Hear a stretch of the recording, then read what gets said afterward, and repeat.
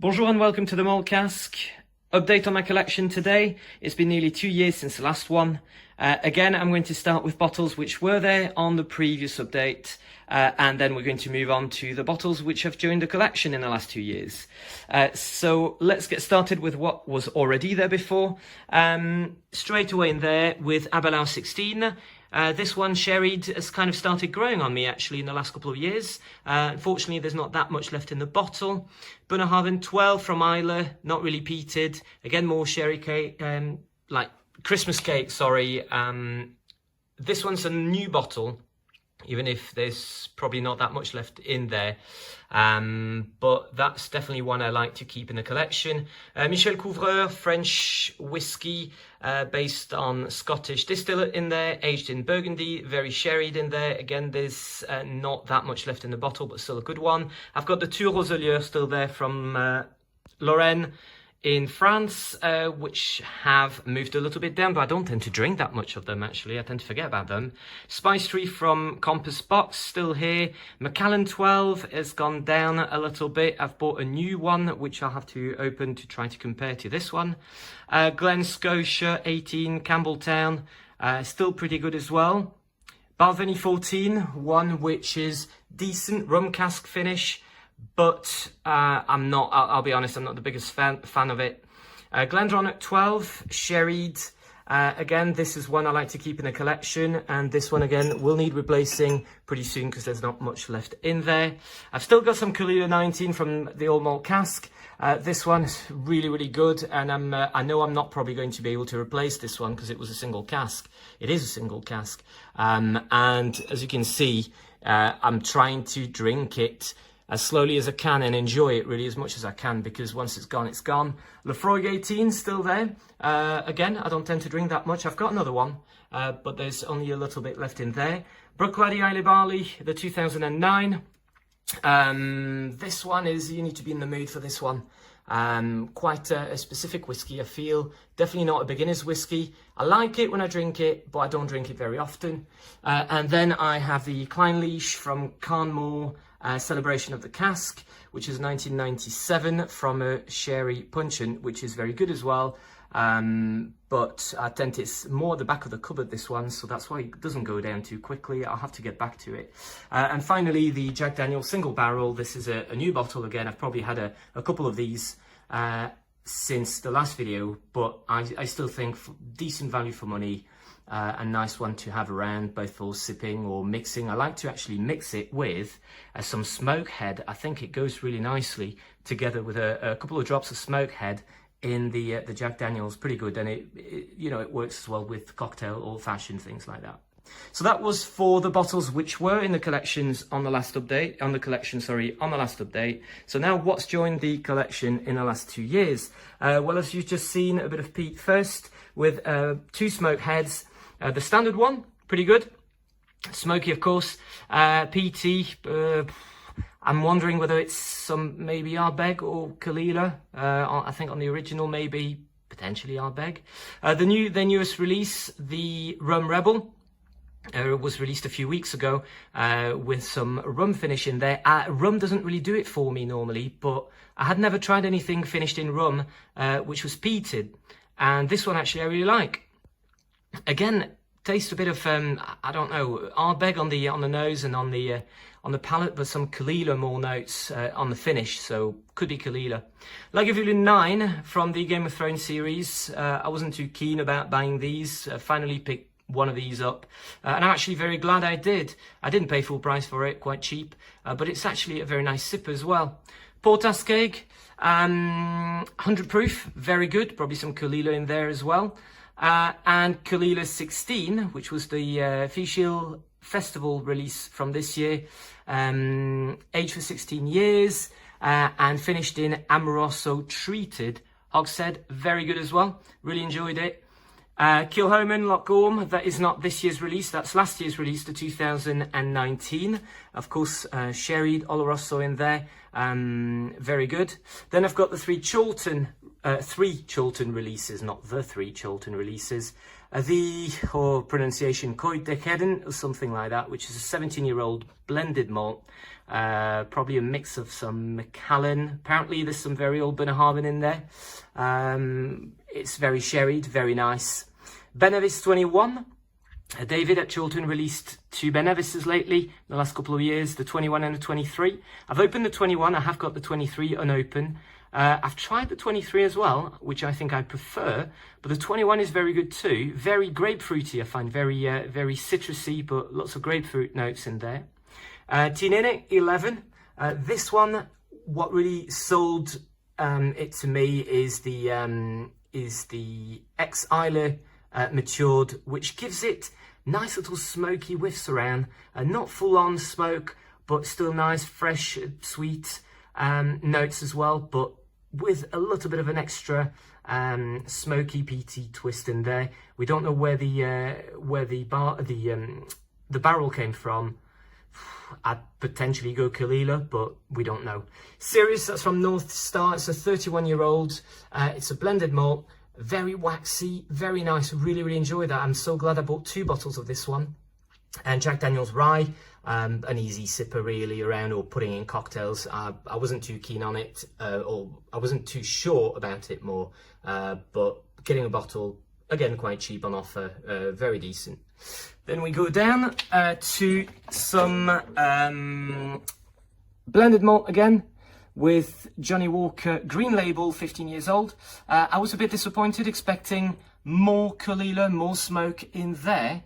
I actually prefer the one which will be underneath there, which is the Island Green to the right, which is the travel retail one, which is smokier. Not the same elements in there exactly, but Kalila in both, but I think there's more Kalila in there and more smoke in there, which I prefer, but it's decent as well.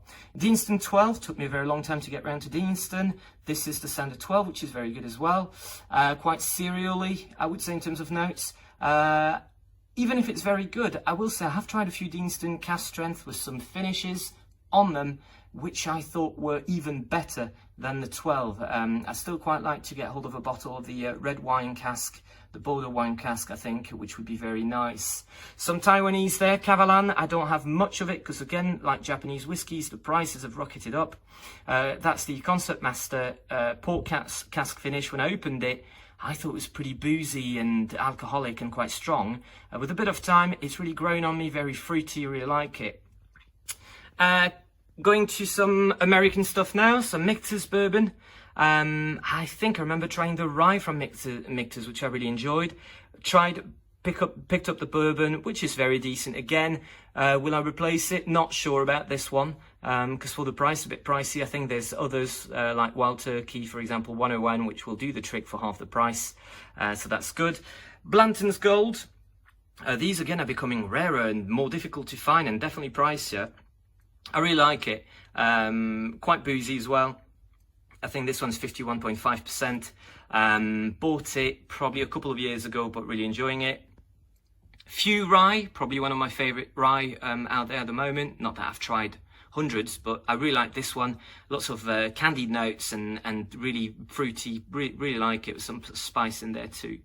Benriach 12, again, took me a while to get round to buying some Benriach, which is a shame because it's very, very good. And if you can pick up the Benriach 12, very worth it. Sherry wood, so you get lots of nice sherry flavours, but you also get, I feel, a little bit of smoke in there, which is great. Highland Park, one of the Dragon Legend releases. Well, it is Dragon Legend supermarket release, probably. Decent again for the price, but I'm not sure I'd necessarily buy another bottle. Some sherry in there as well, influenced with, of course, some heathery and smoky notes from Highland Park. Moving down, Springbank 15.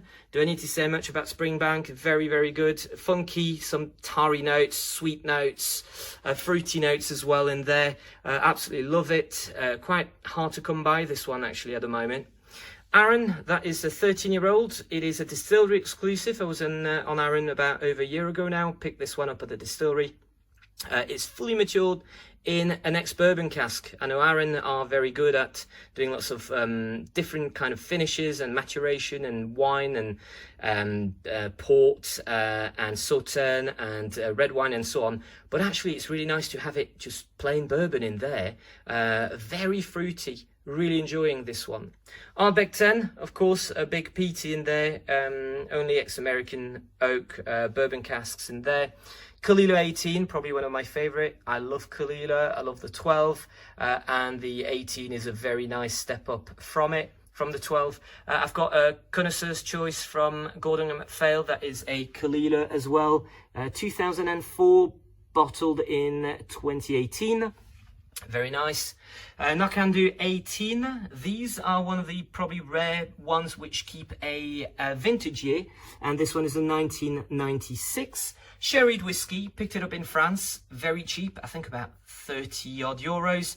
Wasn't expecting much from it, and actually for the price it's pretty decent. I really enjoy that. Glen Scotia, that's the Campbelltown Harbour. Last time in the collection I had the double cask. I think they're not far off in terms of price, and I would go double cask every time. This one's good enough, but it's been watered down to 40. I would call that a nice flask whiskey. That's kind of the whiskey I put in a flask, and I tend to top it up with some, I don't know, stronger sherry or a bit of peaty whiskey with it, make a bit my own blend type of thing, but pretty nice. I've got another Kalila that's more recent purchase in there, one of the latest ones.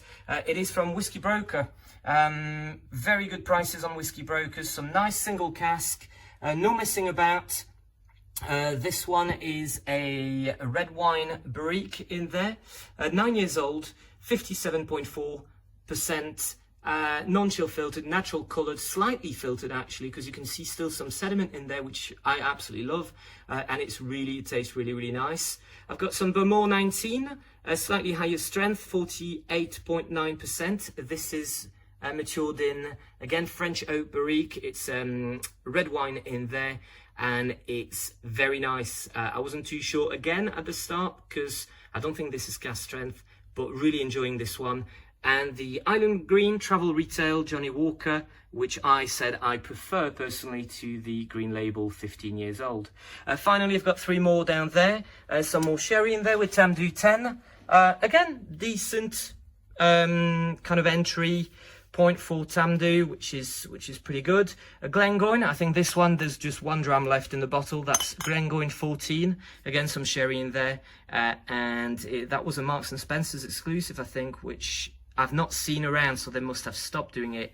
And the last one, which again, 1 dram left probably in there, was a Glenmarnock 1998 from Aldi. I think it was a Christmas release 2 years ago. I bought last year's, which I've not opened yet, but probably will do that at some point. And I think the only one left I had in there in the collection is my own Infinity bottle with a few bottles which you might have seen last update, which are not here, which I kind of mixed together, which actually has been marrying nicely for the last few months, and it's pretty good, I think. So there we go. That was the update for 2020 on my wider collection of whiskies. There are lots of other bottles on the shelves which are unopened, which will be at some point in the near future. Hope you enjoyed it. Thanks for watching. Subscribe if you want to see potentially the next videos, which might take a while to be released. There you go. Thanks again for watching. Cheers, and see you next time.